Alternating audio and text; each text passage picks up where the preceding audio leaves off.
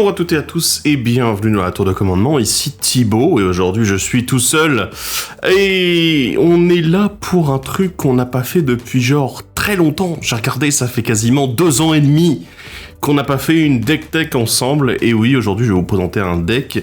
Je vais vous présenter un deck mais un peu particulier. Est-ce que vous aimez les retraités ? Ouais, je sais, c'est pas très sexy, mais les retraités un peu vénères. Je parle pas de Bruce Willis dans Raid, mais voilà, c'est un peu le thème du jour. Aujourd'hui, on va parler de Bilbo, cambrioleur à la retraite. Et j'ai quelque chose à dire sur Bilbo, donc c'est pour ça qu'on fait cette vidéo, après tout. Voilà. Mais avant tout, on va passer par la phase de pub. Vous vous en souvenez, on est présent sur les réseaux sociaux, on a Facebook, on a Twitter et Instagram, sur lesquels vous allez avoir différentes news à chaque fois qu'on fait quelque chose au niveau de la tour de commandement. Et n'hésitez pas à aller nous suivre dessus, ça serait dommage de le louper.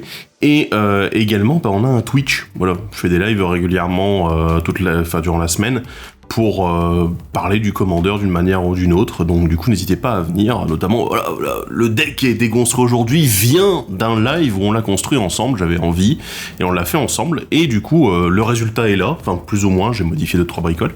Mais voilà, ça vient de là, donc profitez-en, venez en live découvrir également comment est-ce que je fais pour construire un deck. Et sinon, vous pouvez retrouver les replays de ces lives Twitch en fait directement sur notre chaîne secondaire qui s'appelle les archives de la tour de commandement. Donc n'hésitez pas à y faire un tour, elle est pas tout à fait à jour, il y a du retard, mais j'essaie de rattraper dès que je peux, dès que j'ai un moment. Donc voilà, vous en profiterez, vous profiterez au moins des 200 vidéos qui sont déjà dessus actuellement. Donc voilà, ça sera l'occasion de jeter un petit coup d'œil et de vous intéresser à tout ça. Donc voilà, profitez-en, il y a des games et tout à découvrir. On va en profiter aussi pour remercier les tipeurs et tipeuses de la tour de commandement. C'est les personnes qui nous soutiennent financièrement pour continuer à faire du contenu ici sur la tour, que ce soit sur Twitch, sur YouTube, sur Discord, etc. Et mine de rien, ça coûte de l'argent de faire du contenu, ne serait-ce qu'entretenir le matos, avoir les 2 studios disponibles. Et voilà, c'est nécessaire, on a besoin de moyens financiers, et du coup, les tipeurs et tipeuses, on vous remercie énormément. Et si jamais vous souhaitez nous soutenir, vous en avez les moyens, n'hésitez pas à aller jeter un petit coup d'œil dans la description de la vidéo, il y a le lien vers notre Tipeee. Et voilà, et du coup, vous apparaîtrez là aussi pour être remercié. Bref, Deck Tech, ça fait bizarre de redire ça après autant de temps. Mais Deck Tech aujourd'hui sur Bilbo, cambrioleur à la retraite, alors du coup...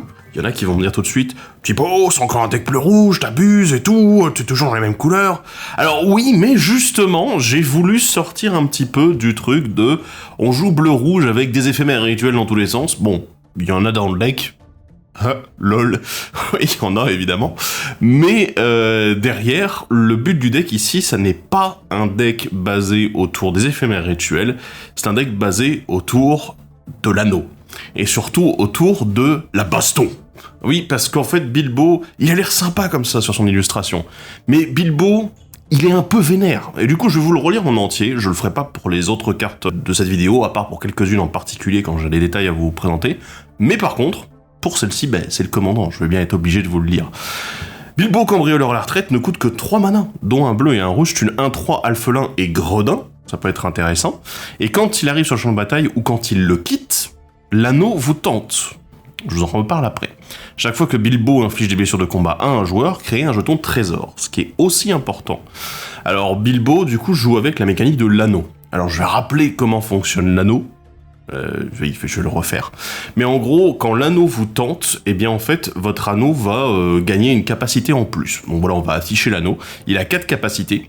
Il les gagne du coup au fur et à mesure, elles se cumulent. Et quand l'anneau vous tente, vous allez désigner une créature que vous avez sous votre contrôle sur votre champ de bataille et vous pouvez en faire votre porteur de l'anneau. Si jamais il y en a déjà une, vous pouvez la laisser là où elle est, désigner toujours la même personne comme la même créature comme porteur de l'anneau, ou bien en désigner un autre. Si jamais il n'y en a pas, du coup il n'y a pas de porteurs de l'anneau qui sont désignés, mais au moins l'anneau a progressé en niveau, dans tous les cas. Voilà, c'est ce qu'on appelle les niveaux de l'anneau, il y en a 4. Les capacités de l'anneau, en fait, c'est important, je vais vous les lire, puisque la première, en fait, fait que votre porteur de l'anneau est légendaire et ne peut pas être bloqué par des créatures de force supérieure. La deuxième, à chaque fois que votre porteur de l'anneau attaque, piochez une carte, puis défaussez-vous d'une carte. La troisième, à chaque fois que votre porteur de l'anneau devient bloqué par une créature, le contrôleur de cette créature la sacrifie à la fin du combat. Et la quatrième, à chaque fois que votre porteur de l'anneau inflige des blessures de combat à un joueur, chaque adversaire perd 3 points de vie. Et du coup, je vais vous le dire tout de suite, Bilbo n'est pas le vrai commandant de ce deck. Ça n'est pas Bilbo le commandant, c'est l'anneau. Voilà. Pourquoi est-ce que c'est l'anneau? Eh ben en fait, parce que l'anneau garde ses pouvoirs, même si le porteur de l'anneau meurt, quitte le champ de bataille, voilà, comme Bilbo, ça va lui arriver à certains moments, mais en fait l'anneau continue de conserver ses pouvoirs. Donc à partir du moment où il a réussi à gagner ses 4 pouvoirs, c'est le bordel, puisque vous l'avez lu, la dernière capacité de l'anneau, c'est de pouvoir infliger faire perdre 3 points de vie à chaque adversaire au moment où on touche avec notre porteur de l'anneau. Si vous l'avez pas remarqué, la première capacité est probablement une des plus intéressantes, ce qui fait qu'il y a beaucoup de jeux qui jouent avec l'anneau, au moins pour la première, pas forcément pour la dernière, ou les 2 autres, même si elles sont très bien aussi. La première, en fait, c'est la base, elle est très simple, elle est très efficace, les créatures de force supérieure à celle de votre porteur de l'anneau ne peuvent pas le bloquer. Et mine de rien, si vous regardez Bilbo, il est 1-3. Il n'y a pas grand chose qui va pouvoir le bloquer, à part les petites 1-1, éventuellement des créatures avec beaucoup plus d'endurance, mais l'avantage c'est que la 3e capacité de l'anneau est là pour ça, justement, pour dire, si tu me bloques avec une 1-5, en fait, si j'ai ma 3e capacité de l'anneau disponible, à la fin du combat, tu seras obligé de la détruire, enfin de la sacrifier, pardon. Donc ouais, c'est très intéressant là-dessus, l'anneau fonctionne très bien avec Bilbo, en fait, c'est vraiment, je vais pas dire que c'est le meilleur porteur de l'anneau, puisqu'il y a plein d'autres decks qui jouent autour de cette mécanique, et qui sont très variés et très intéressants. Voilà, je vais pas vous mentir, moi j'apprécie en voir régulièrement, qui sont un petit peu différents les uns des autres. Donc bon.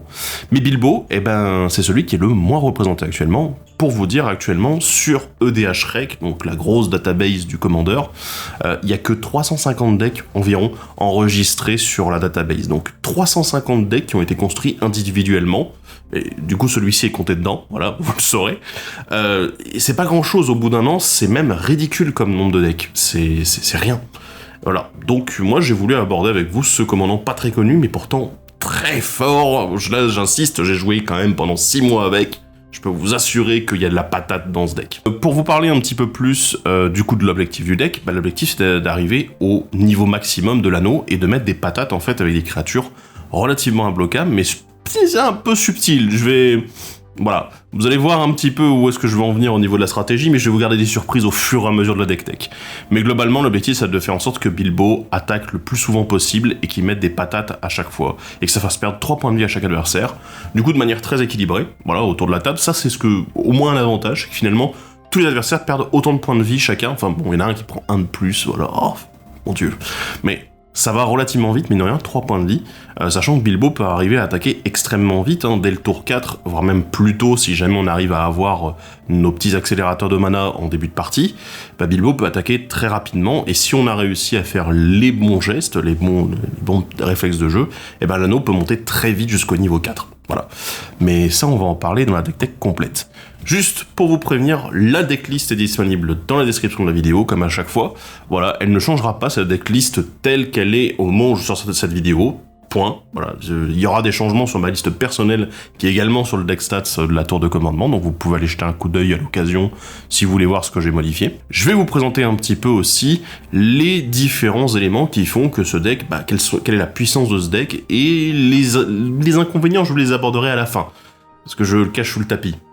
Non, c'est juste que voilà, faut que vous ayez vu le deck en entier pour comprendre un petit peu le truc. L'avantage de ce deck, c'est qu'il est rapide à mettre en place, qu'il est très agressif, mine de rien, on dirait pas, et surtout en fait que Bilbo, c'est un commandant qui est, comment dire, pas nécessaire, en fait. Vous allez me dire, quoi, mais Thibaut, tu vas pas me dire que t'as monté Bilbo pour rien?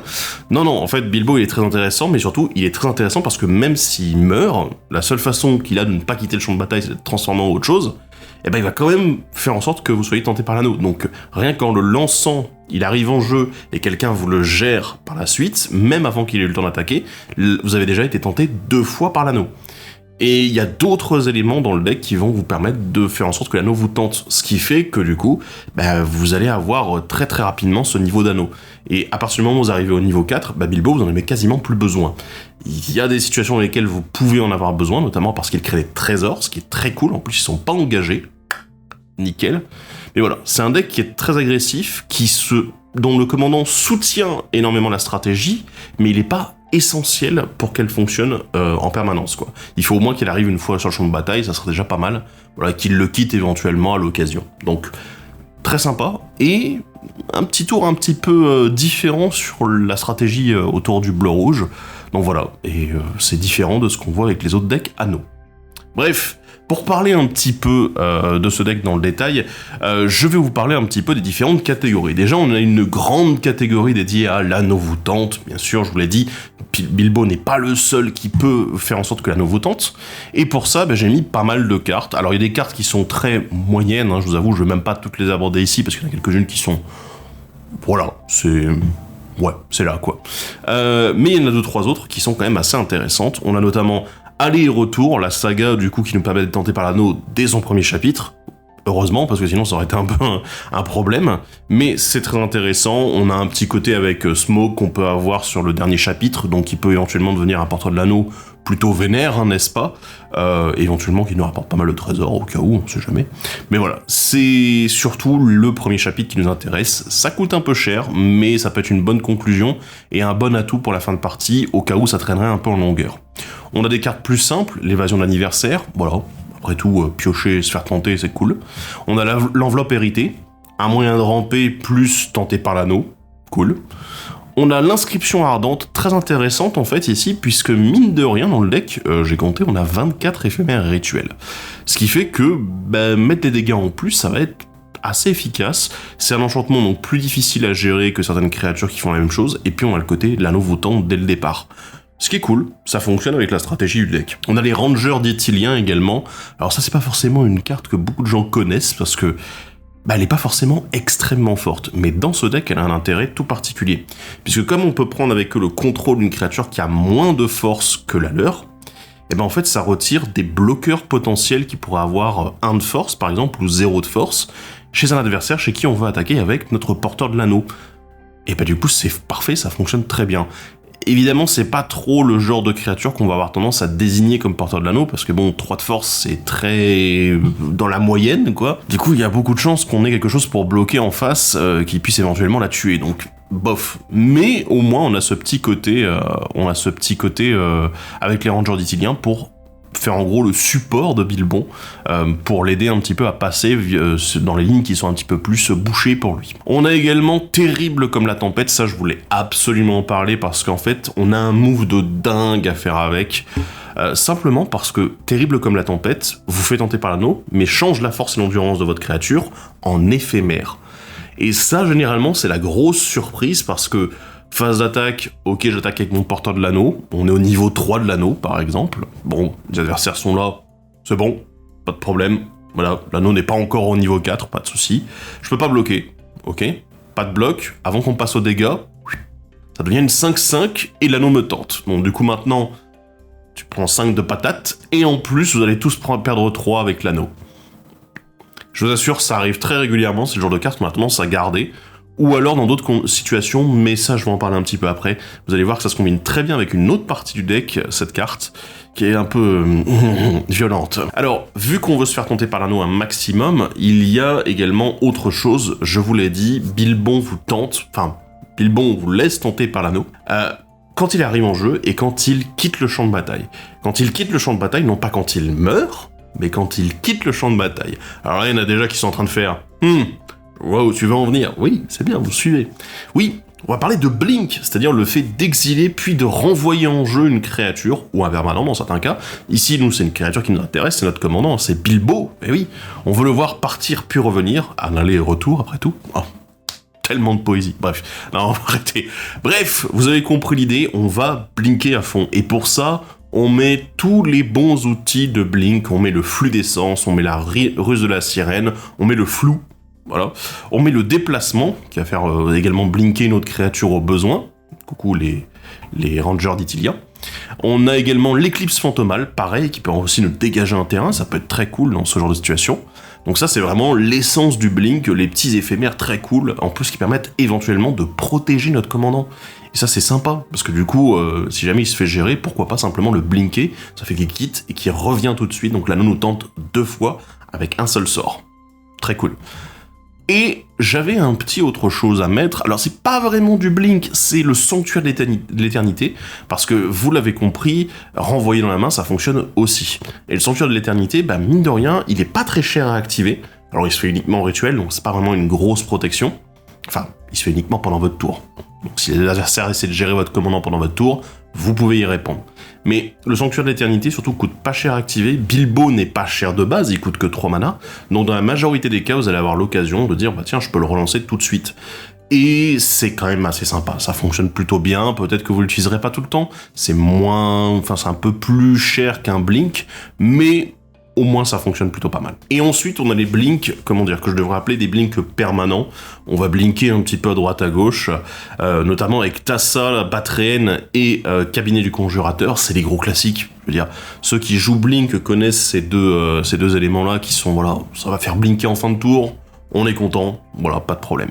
Et en plus, un petit bonus pour Tassa, puisqu'elle permet d'engager une autre créature ciblée, ce qui est sympa quand on veut retirer encore une fois un bloqueur potentiel qui pourrait bloquer notre porteur de l'anneau. Et oui, et ça c'est pratique. Donc voilà, on en profite, les deux sont très bien et fonctionnent extrêmement bien. Mais il y en a un dont je devais absolument parler, parce que c'est la première fois que je peux le jouer dans un deck, donc je suis heureux. C'est le chaton éclipsant. Ouais, celui qui avait beaucoup fait parler de lui en fait quand Baldur's Gate était sorti dans notre jeu de cartes préféré.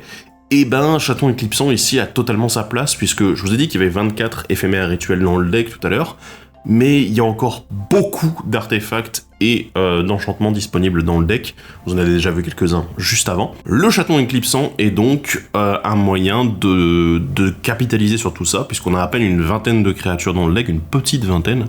Donc tout le reste des cartes non-terrain vont permettre de déclencher ce Chaton Éclipsant, de blinker notre commandant régulièrement. Et ça fonctionne très très bien. Alors, je vous ai dit, ouais, le porteur de l'anneau, voilà, le niveau 4 de l'anneau, fait qu'à chaque fois qu'il inflige des blessures de combat, vous allez faire perdre 3 points de vie à chaque adversaire. Ouais. Et du coup, qu'est-ce qu'on fait quand on veut mettre des blessures de combat à un adversaire ? Régulièrement, plusieurs fois, vous l'avez compris. Déjà, on le rend imbloquable. J'ai 2 cartes pour vous qui permettent de rendre imbloquable éventuellement votre commandant en cas de besoin. On a le Marin de la Côte des Épées et Tetsuko Maezawa. Les deux sont très bien. Marin de la Côte des Épées s'adresse uniquement par contre à votre commandant. Alors, il y a des conditions à remplir, mais dans le cas avec l'anneau, on s'en fiche de devoir attaquer celui qui a le plus de points de vie. C'est même mieux, en fait. Du moment qu'on le touche, après, on peut faire perdre 3 points de vie à tous les adversaires. Donc, du coup, il y en a un qui prend, mais en fait, tout le monde perd. Nickel. Tetsuko Maezawa, moi, c'est une carte que j'aime beaucoup depuis sa sortie sur Dominaria. Et je vous avoue que ça fonctionne très bien. Dans les jeux où vous voulez aggro avec une petite créature, c'est parfait. Ici, Tetsuko Maezawa est tout à fait adapté. Et en plus, ça peut elle-même, devenir un porteur de l'anneau potentiel. Donc c'est génial, puisque son propre effet s'applique à elle-même. Donc on apprécie. Bon, j'arrête de tourner autour du pot. Comment est-ce qu'on fait pour mettre beaucoup de patates dans la tronche des adversaires ? Comment est-ce qu'on fait pour toucher plusieurs fois en dégâts de combat durant une phase d'attaque ? Eh ben, durant un seul et même tour, il n'y a pas 36 options. Il y en a une déjà qui est assez violente, c'est la double initiative. Eh oui, parce que Bilbon va dire, tiens, hop, je touche une fois en initiative, je touche une fois en dégâts normaux, t'as pas pu me bloquer, bam, t'as pris 2 de Bilbon, oui, mais avec l'anneau au niveau 4, on se retrouve avec 6 dégâts mis à chaque adversaire. Et quand vous commencez à taper les adversaires 6 par 6 à chaque tour, tous en même temps, avec une créature, je peux vous assurer que généralement ils ont mal. Voilà. Donc ici on va parler un petit peu de double initiative, alors avec quelques cartes très simples, bien évidemment, mais d'autres un petit peu plus subtiles. On parle d'abord des éphémères qui vont donner la double initiative, j'en ai 3 de très bonne qualité, Griffe ratissante, la rage de bataille témurienne et la double fournaise. Alors, chacune des 3 ont une option supplémentaire qui est assez sympa dessus, le recyclage pour l'une, la férocité pour l'autre, bon, ce qui va être rarement le cas, je vous avoue, et double fournaise, c'est un moyen de copier éventuellement un très bon éphémère au rituel, il y en a quelques-uns dans le deck, on s'attardera pas trop dessus, sauf sur ceux qui sont vraiment très importants, un petit peu plus tard. Mais voilà, ça on est vraiment sur de la base, l'intérêt ici c'est de faire en sorte qu'ils soient très peu chers, on peut les utiliser très vite, c'est du mana rapidement regagné, puisque je vous rappelle que Bilbon, chaque fois qu'il touche un adversaire en blessure de combat, va faire un trésor, c'est-à-dire vous payez 2 pour faire une double initiative, vous récupérez 2 trésors par la suite avec Bilbo, magnifique, donc c'est pour ça que je l'aime bien. On va parler un petit peu d'autres choses qui sont beaucoup plus permanentes, encore une fois. On a le Hurle-Feu, grand classique, un équipement qui est pas trop cher équipé, qui ne fait que ça, parce que c'était important de faire en sorte de ne surtout pas donner plus de force à la créature équipée. Donc nickel. On a le Brétailleur hors pair. Alors lui, en termes de synergie avec Bilbo, c'est génial, puisque comme je vous l'ai dit, Bilbo fait un trésor chaque fois qu'il touche en blessure de combat. Donc du coup, Brettailleur hors pair peut se permettre de sacrifier un trésor pour donner la double initiative. Donc du coup, c'est-à-dire qu'on fait 2 trésors, on en réutilise un pour donner la double, on recrée le trésor, etc. D'un tour à l'autre, ça peut être vraiment très très très efficace. Et vu que lui-même arrive directement avec un trésor, bah pas besoin de s'inquiéter de pas pouvoir en faire, quoi. Donc très très efficace. On a une petite perle, parce que je l'aime beaucoup, c'est les lames lézards. Alors, c'est l'équipement reconfiguration de Kamigawa Néon Dynasty. Et ce qui est génial, en fait, avec cette créature équipement, je devrais dire, eh bien, c'est que c'est un très bon équipement pour notre commandant, bien sûr, hein, mais c'est aussi un très bon porteur de l'anneau. Et ça, c'est très cool. Le fait d'avoir cette option de dire, je le mets sur Bilbon directement, soit je vais juste en faire le porteur de l'anneau dès que j'en ai l'occasion. Comme ça, les lames lézards vont pouvoir jouer le rôle de Bilbo à sa place, quoi. Et ça fonctionne très très bien. Donc c'est vraiment une carte très polyvalente et très intéressante dans le deck. Bon, ensuite, pour continuer à parler de permanent, on va parler de choses un petit peu plus carrées, on peut dire. Trois cartes qui vont permettre de donner la double initiative de manière très régulière, si c'est pas systématique. La Brume de Sang et le Seigneur du Chaos Terminator, qui littéralement font la même chose, hein, vont donner à une de nos créatures durant notre tour la double initiative. C'est très très très très fort, hein, voilà, dans la situation qu'on est en train de parler. C'est relativement peu cher, hein, 4 mana. Et on a le Carnage des Berserkers qui donne à nos créatures attaquantes la double initiative, ce qui est super parce que la double initiative en dehors de notre phase de combat, bah en fait on s'en fout. Donc voilà, tous les enchantements plus chers, les créatures plus chères qui donnent la double initiative en permanence, bah on en a rien à faire, parce que nos créatures ont rarement beaucoup de force. Ce qui nous intéresse, c'est qu'elles fassent des dégâts de combat plusieurs fois dans le même tour. Donc avec tout ça, avec tout ce matos là, on a cette grosse double initiative et un peu d'imbloquable également pour agrémenter tout ça. Et surtout en fait, je ne sais pas si vous l'avez remarqué, mais j'ai quand même mis beaucoup l'accent sur les cartes qui vont rester en jeu. C'est-à-dire, à moins d'un gros rasboard qui va péter tous les enchantements en même temps, mais j'ai fait en sorte, autant pour le Blink que pour la double initiative, de dire, bah, je veux un maximum de cartes qui vont rester en jeu, et qui sont pas juste des auras, par exemple, qui vont se mettre sur mon commandant, et si jamais bah, je dois le blinker, bah, ça m'embête, et si jamais je me le fais gérer, ça m'embête aussi, je perds des ressources. Non, j'ai fait en sorte que ce soit surtout beaucoup en dehors d'un attachement au commandant avec une aura, notamment. Donc voilà, efficace là-dessus. Bon, il y en a qui ont déjà réfléchi, peut-être même qu'il y en a certains parmi vous qui sont déjà dans les commentaires en disant « Thibaut, t'as oublié un truc !» Alors vous avez même pas encore vu la fin de la vidéo, bravo.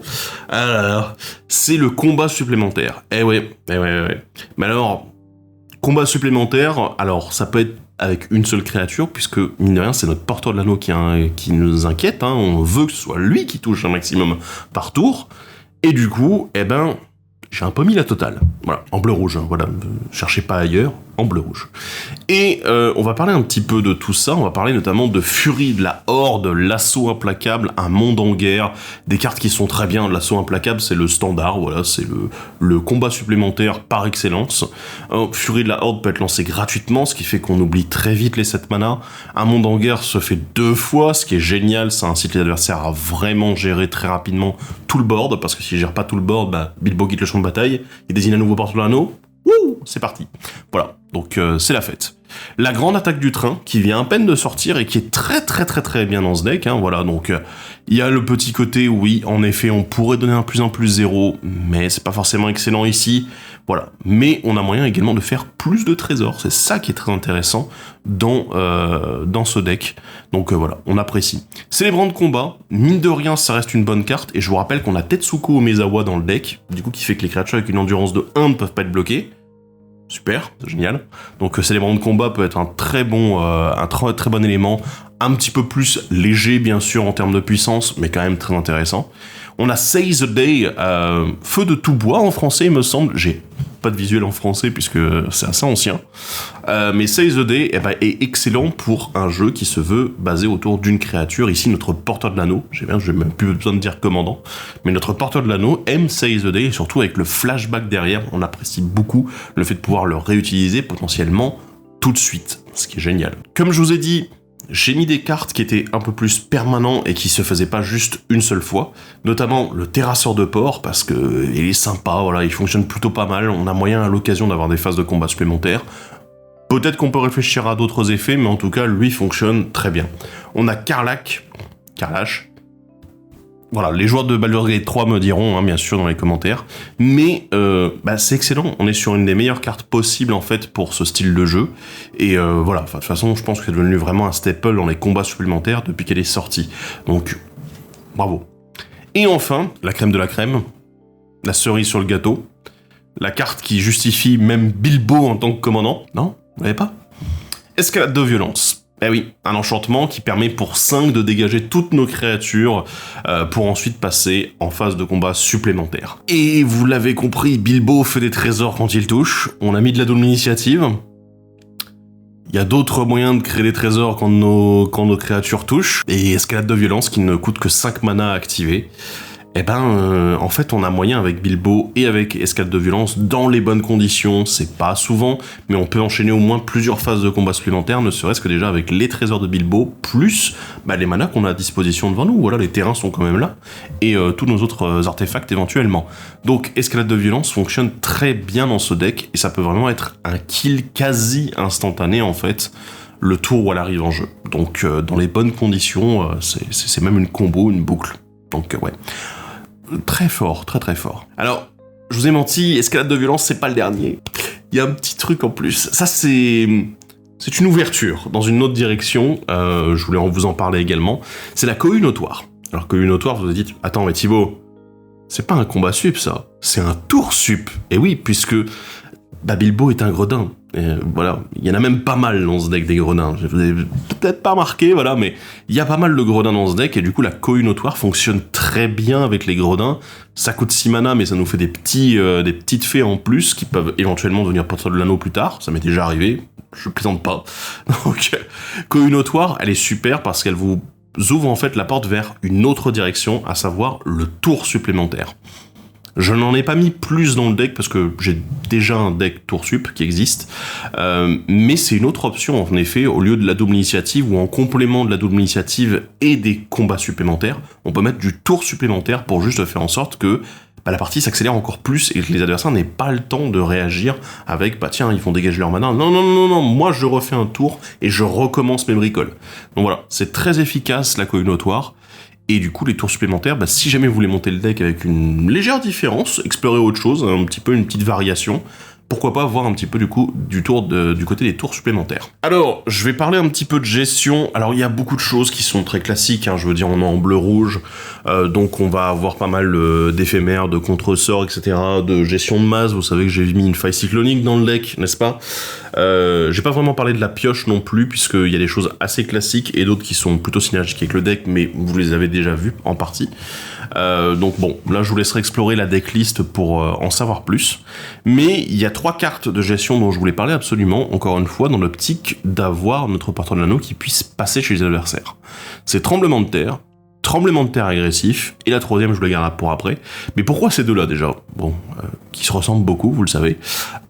Déjà parce qu'elle met des dégâts aux adversaires, aussi. Donc bon, vu qu'on est dans une logique de mettre une forme de burn presque, hein, mais de faire perdre des points de vie aux adversaires en boucle, ça peut être un moyen éventuellement de tuer les adversaires. Alors c'est très très très très rare, hein. C'est pas le genre de move que vous allez faire.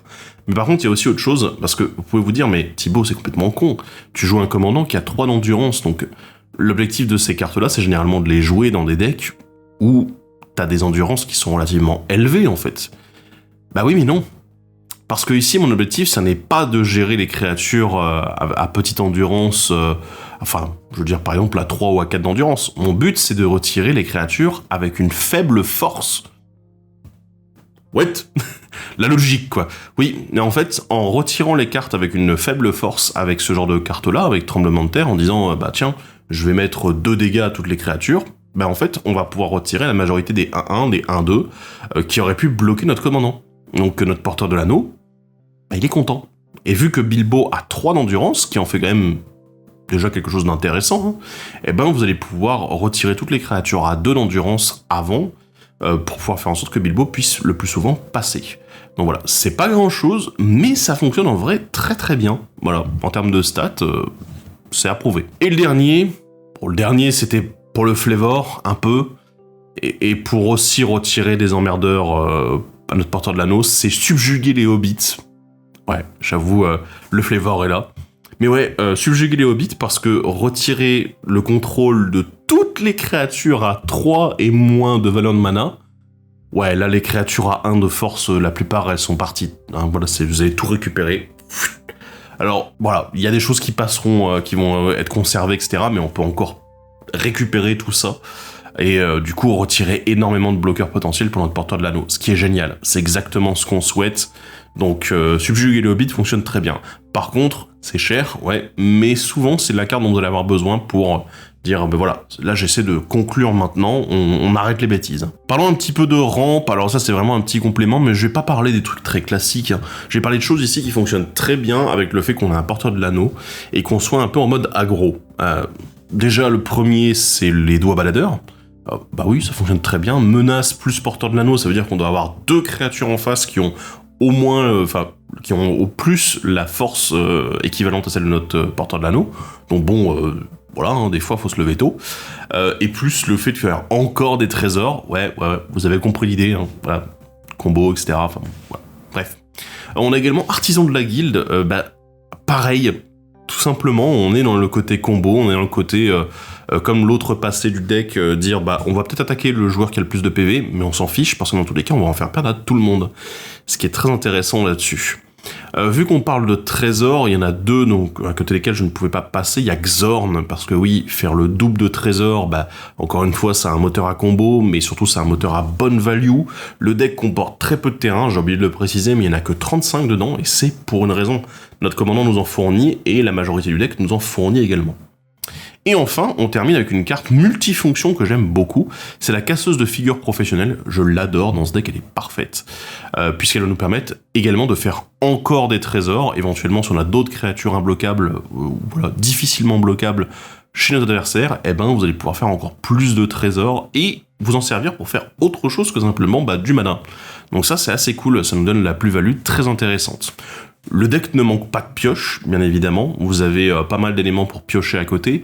Vous avez les classiques, vous avez les choses un petit peu plus one-shot. La gestion, comme je vous l'ai dit, est assez classique également. Il n'y a rien qui sort vraiment de l'ordinaire, à part 2-3 cartes. Il y a peut-être des cartes que j'ai pas mises. Alors c'est souvent volontaire, parce que je l'ai trouvé un peu moyenne. Vous allez peut-être me dire, Thibaut, ça manque un petit peu de l'anneau voûtante, etc. Mais d'expérience, pour le moment, j'ai dû faire aller peut-être une vingtaine de games avec ce deck déjà. Je vous avoue que le deck fonctionne très bien.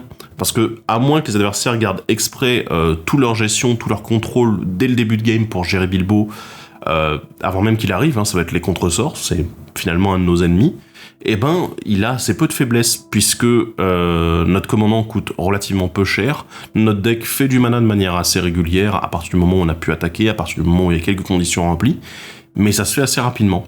Et on a un avantage de pouvoir se protéger grâce au bleu très efficacement, mais aussi pouvoir interagir avec le bleu et le rouge sur les decks adverses. Donc, on a un côté assez sympa, il y a un équilibre très très cool, et surtout notre commandant n'est pas au centre du deck, il est un bon outil pour le deck, il le fait bien tourner, mais au bout d'un moment, on peut très bien s'en passer en fait. Il y a beaucoup d'autres créatures dont je vous ai pas parlé dans le deck qui sont très cool, qui fonctionnent très bien avec la stratégie et qui peuvent devenir de très bons porteurs de l'anneau.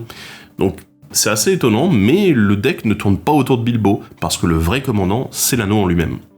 Les seules faiblesses du deck que j'ai pu voir jusqu'ici, en fait c'est les decks jetons, ça c'est une horreur. Voilà, j'avoue que c'est la grosse galère généralement pour réussir à passer ce genre de deck. Mais bon, sur le long terme, on a des outils, il y a des tutors dans le deck qui permettent d'aller chercher éventuellement des réponses pour ce genre de situation, parce que malheureusement, voilà, quand on a une faiblesse aussi importante, ça peut vite devenir casse-pied. Plus tous les decks qui jouent un petit peu Winnie, c'est-à-dire, non pas l'ourson, qu'est-ce que vous... Non, pas l'ourson, mais... Par contre, Winnie, les petites créatures en général, ça m'est arrivé une fois, j'ai eu une partie mémorable durant laquelle, en fait, tous mes adversaires jouaient des decks, soit jetons, soit Winnie avec des petites créatures. Ça a été compliqué. D'ailleurs, il me semble que c'est l'une des rares games que j'ai perdu avec ce deck, donc voilà, c'est des choses à apprendre là-dessus, mais en tout cas, le deck est assez consistant dans son fonctionnement. Comme je vous l'ai dit, vous pouvez le tourner d'autres façons en disant, tiens, je vais rajouter du tour supplémentaire en plus dans le deck. en plus du combat supplémentaire. Ça fonctionne bien aussi, à vous d'essayer là-dessus. Éventuellement, vous pouvez mettre plus d'anneaux voûtantes au cas où vous aviez peur peut-être que Bilbo soit trop important ou essentiel. Et du coup, vous pouvez peut-être retirer du blink au passage, qui est peut-être un petit peu surcoté, donc voilà, ça peut être l'occasion aussi. Et bien sûr, moi je l'ai monté de manière assez équilibrée, donc on est sur un niveau 7 à peu près. Oui, 7, voilà. Puisque j'ai pas mis tout ce qui est gros contre-sort gratuit dans tous les sens, alors que bon, honnêtement, j'aurais pu, hein, vu le deck, c'est largement faisable. J'ai pas mis les énormes moteurs de pioche, etc. J'ai mis beaucoup de choses qui sont très synergiques avec le commandant. Quelques gestions, contrôle, protection un petit peu qui sont plutôt standard, j'ai envie de dire, et de la bonne pioche, mais voilà, c'est important aussi avec les tutos qui vont bien. En somme, c'est un deck qui est agressif, qui se met rapidement en place, et qui souvent tape assez fort les adversaires. L'avantage en fait, c'est que les games avec le deck Bilbo en jeu, elles sont relativement rapides. Je crois que la game la plus longue que j'ai dû faire a dû durer 45 minutes avec ce deck. Et alors, je devrais pas le dire, hein, mais évitez de le jouer, enfin... Ça dépend comment vous êtes, mais évitez de le jouer quand vous avez 5 joueurs à la table, parce que c'est vraiment un gros feel bad pour les adversaires. Et surtout, vous risquez de vous en prendre peut-être un peu trop dans la tronche, si jamais ils connaissent déjà un peu bien les ficelles pour du deck. Donc voilà, et surtout de l'anneau, voilà. Donc c'est un peu compliqué, quoi. Si vous jouez contre, j'aurais juste quelques conseils, c'est soit Bilbo ne doit littéralement pas toucher le champ de bataille, donc en disant bah tiens, je vais le contrer, soit vous faites en sorte qu'il touche le champ de bataille, mais qu'il ne soit plus Bilbo. Oui, je parle de mutation de son brassier, chant des Dryades, etc., prisonnier de la lune. Vous avez compris un peu l'idée, l'objectif c'est qu'il perde ses capacités, notamment pour qu'il ne puisse plus être tenté par l'anneau en fait quand il quittera le champ de bataille, sinon ça va trop se cumuler. Mais de toute façon, l'anneau étant une mécanique avec laquelle on peut très peu interagir, un petit peu à la manière des emblèmes, ça devient vite compliqué en effet de gérer ce style de deck, voilà. Alors, il n'a pas l'avantage d'autres commandants, notre pauvre Bilbo, de dire bah tiens par exemple comme Gollum, Sméagol, de dire bah tiens on va jouer avec les terrains, on va piquer des cartes, etc. aux adversaires, récupérer beaucoup de mana, beaucoup d'effets de touche-terre. Il n'a pas l'avantage de Sauron qui permet lui carrément de faire des wheels, de faire des amasser les orques, etc. Il fait beaucoup de choses ce Sauron. On n'a pas non plus l'Effrodon avec le côté très agressif qui peut éventuellement tuer dans certaines situations, hein, selon l'Effrodon. Donc voilà, il y a beaucoup de choses qui sont très différentes de ces commandants-là, mais en effet, l'objectif pour Bilbo, en fait, c'est d'être le parfait porteur de l'anneau qui va pouvoir mettre des patates aux adversaires le plus rapidement possible. Et dès qu'on aura l'occasion d'arriver à ce niveau 4 de l'anneau, eh ben, si les adversaires réagissent pas, la partie elle va souvent s'orienter dans votre direction. Voilà. À moins qu'on gère toutes vos créatures en boucle, faisable aussi, bien évidemment. Voilà. Mais en tout cas, c'est un deck qui est très plaisant à jouer, très agressif, qui est très fair, c'est-à-dire on ne cible pas une personne, on cible toute la table en même temps, ce qui est plutôt, au moins comme ça, tout le monde en prend la tronche. Voilà. Ce qui est un peu dommage souvent quand quelqu'un est plus menaçant que vous, ça je tiens à le préciser, c'est l'un des petits points noirs du deck, c'est que bah, le seul moyen de mettre des patates à l'adversaire, c'est d'en mettre à tous vos adversaires, et du coup, vos alliés de circonstance aussi en prennent dans la gueule sans le faire exprès. Voilà, donc ça malheureusement, ma seule réponse c'est pas de ma faute, c'est l'anneau qui est comme ça. Désolé, mais c'est le genre de situation dans lesquelles on peut se retrouver avec ce deck. Voilà, ça peut arriver. Bref, j'espère que ce deck vous a plu, en tout cas moi ça me plaît beaucoup de le jouer, j'ai beaucoup aimé le construire, j'aime beaucoup le jouer actuellement, étant donné que c'est pas un deck commandant-centrique, mais un deck qui est anneau-centrique, eh ben c'est assez plaisant, et ça change pas mal de ce qu'on peut voir au niveau des autres decks autour de l'anneau, et au niveau des autres decks bleu-rouge, Izet, donc voilà, très plaisant. Bref, j'attends vos retours dans les commentaires de la vidéo. N'hésitez pas si jamais vous avez éventuellement 2-3 petits trucs à dire ou que vous l'avez monté éventuellement, voilà, que vous faites partie des 350 sur EDH Rec à l'avoir monté. Bienvenue au club. Eh ben, n'hésitez pas à le dire dans les commentaires de cette vidéo, en tout cas. On se retrouve bientôt, alors pas pour une prochaine deck tech, parce que voilà, c'est une fois tous les 2 ans, maintenant. Non, je déconne. On en fera d'autres, à l'occasion, on en fera d'autres. Mais en tout cas, on se dit à la prochaine pour une prochaine vidéo sur la tour de commandement. Bye bye.